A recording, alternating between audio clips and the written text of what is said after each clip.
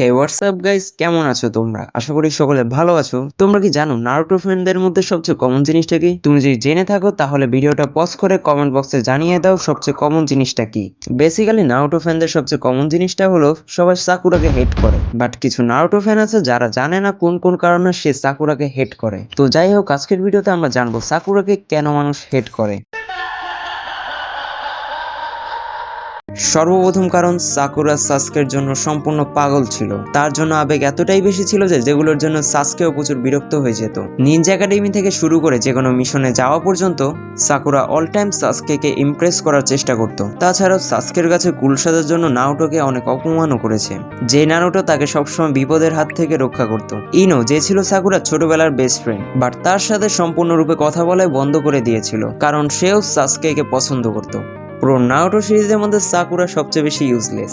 এই anime সিরিজটাতে side ক্যারেক্টারগুলো তাদের নিজেদের ডেভেলপ করেছে, তারা লড়াই করার জন্য তাদের সেরাটা দিয়েছে। কিন্তু সাকুরা সবসময় শত্রুর হাতে বন্দী হয়ে থাকতো, টিমমেটদের বিপদে ফেলা, এমনকি সাসকেকে ইমপ্রেস করার চিন্তায় অল টাইম থাকতো। কিন্তু নারুটো শিপুডিনে মেডিকেল নিনজাটসু শেখার পরে সাকুরাকে একটু কাজে লাগানো গেছে, এমনকি সে নারুটোকে প্রপোজ করেছিল। সাকুরা এমনভাবেই নারুটোকে প্রপোজ করেছিল যে যে কেউ দেখলেই বুঝতে পারবে এটা সাকুরার নাটক। অ্যাক্টিং ভালো ছিল কিন্তু সবাই বুঝে গেছে। এর মাধ্যমে সে নারুটোর ফিলিংসটাকে অপমান করেছে। এখন অনেকে চিন্তা করছে যে সাসকের উপর এত ফিলিংস থাকার পরেও নারুটোকে কেন প্রপোজ করেছিল। তার মেন রিজনটা হলো যাতে করে সে নিজের গিল্টি ফিল থেকে বের হতে পারে। নারুটো এবং পেইন যখন ফাইট করেছিল তখন সাকুরা জানতো নারুটো বিপদে আছে, কিন্তু সে তবুও বিপদে সাহায্য করতে আসে নাই। আর এসেও কি লাভ, ইউজলেস প্রোডাক্ট। যেখানে হিনাতা নারুটোকে হেল্প করার জন্য গিয়েছিল।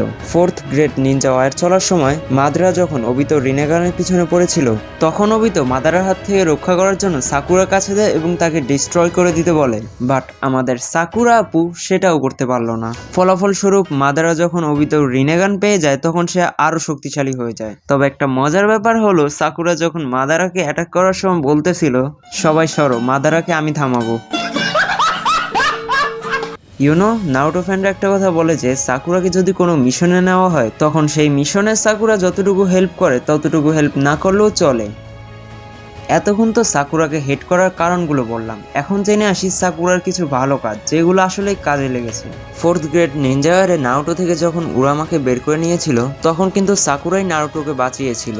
সেই সময় যদি সাকুরা হেল্প না করতো তাহলে মাদারাকে আটকানো পসিবল ছিল না। অ্যানিমের মধ্যে এইটুকু ছাড়া সাকুরাকে আর কোনো বিশেষ ভূমিকা পালন করতে দেখা যায়নি। বাট মাঙ্গাতে যখন আমরা যাই তখন সাকুরার ক্যারেক্টারটা পুরাই ভিন্ন। অ্যানিমেশনের মধ্যে সাকুরাকে যতটা ইউজলেস দেখানো হয়েছে কিন্তু মাঙ্গার মধ্যে এক ফোঁটাও ইউজলেস দেখানো হয় নাই। ম্যান সিরিয়াসলি, মাঙ্গা এবং অ্যানিমেশনের মধ্যে সাকুরার অনেক বড় পার্থক্য আছে। আমি মাঙ্গা রিড করি না দেখে এটা সম্পর্কে তেমন কোনো আইডিয়া নেই, বাট আমি একটা হিন্দি ভিডিওতে দেখছিলাম অ্যানিমেশন এবং মাঙ্গার মধ্যে সাকুরাকে নিয়ে কতটা ডিফারেন্স আছে। আজকের জন্য বিদায় নিচ্ছি, দেখা হবে অন্য কোনো এক ভিডিওতে। ভিডিওটি ভালো লাগলে লাইক করে দিবে, এরকম অ্যানিমে টাইপের ভিডিও দেখতে চাইলে সাবস্ক্রাইব করে দিবে।